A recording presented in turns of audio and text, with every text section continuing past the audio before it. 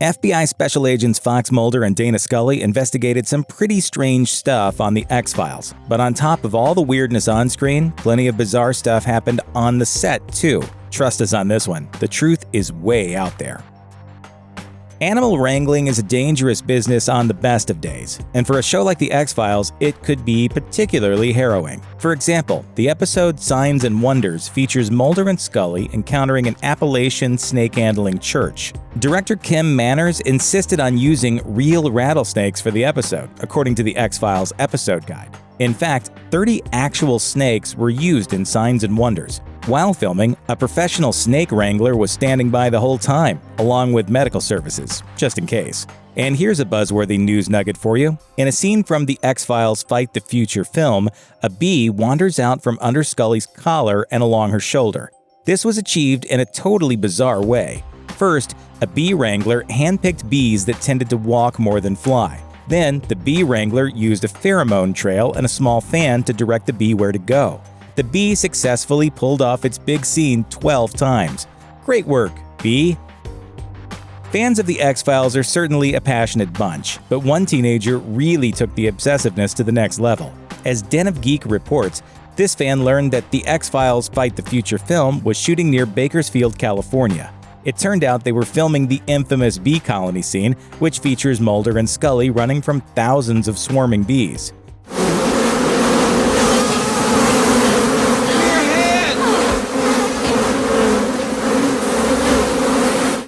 Well, this particular fan was willing to crawl a mile through a cornfield. Yes, the same cornfield that's featured in the film. This X-Files fanatic even managed to sneak onto the set and record the production with a video camera. The crew had no idea this was even happening until footage wound up on the local news the next day. The fourth season episode, Home, is some extremely disturbing stuff. Mulder and Scully are called to a small town where a baby with multiple birth defects has died. There, they meet the Peacock family, 3 reclusive brothers who also suffer from physical deformities. No spoilers here, but it's a bleak, horrifying episode.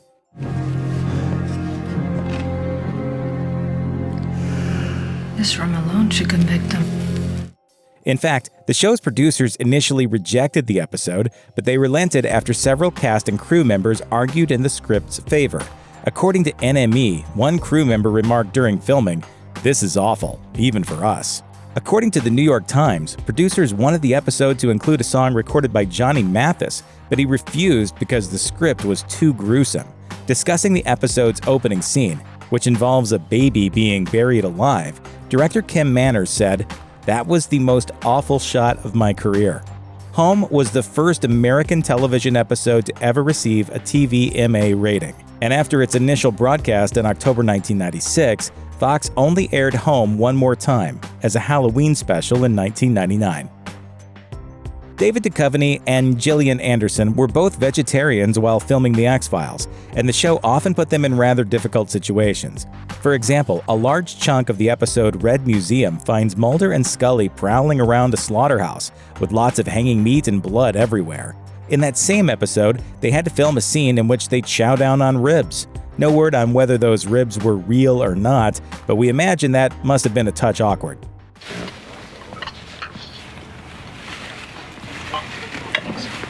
Also awkward, a bizarre scene in the Season 2 episode Humbug features Scully seemingly devouring a live cricket. Yum. Thank you. But it was all just a bit of sleight of hand. A delicious game for Scully.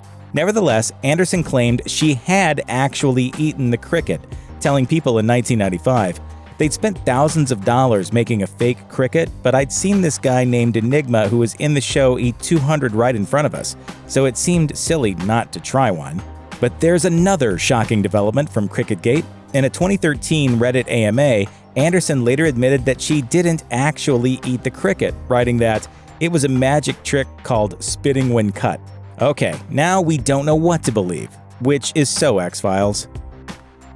The cigarette-smoking man became Mulder and Scully's main foe, but that wasn't always the case.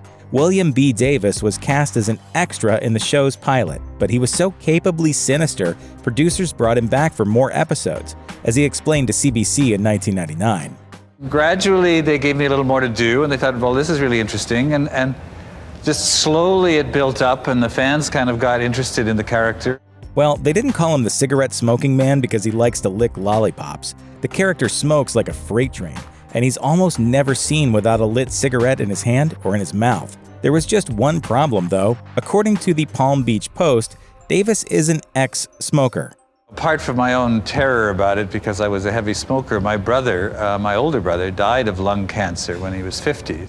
Davis was actually smoking real cigarettes in his earliest appearances on The X-Files. Obviously, that wasn't ideal for the actor, but it was part of the job. Davis later admitted that it nearly caused him to start smoking again. When the crew found out that he'd previously quit smoking, they let him smoke herbal cigarettes instead. Those were much easier to resist because they reportedly tasted awful. Check out one of our newest videos right here. Plus, even more grunge videos about your favorite shows are coming soon. Subscribe to our YouTube channel and hit the bell so you don't miss a single one.